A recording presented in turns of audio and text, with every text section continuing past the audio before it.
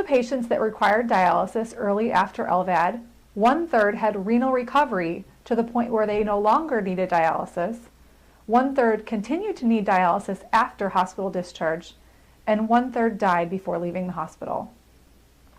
Patients that required dialysis had much longer length of stay.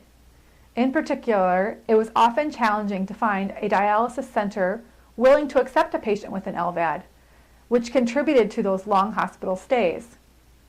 Patients that required dialysis after LVAD, even if they had renal recovery and no longer required dialysis after discharge, were still at higher risk of death compared with those who did not require dialysis.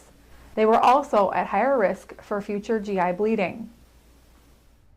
This video content is copyrighted by Mayo Foundation for Medical Education and Research.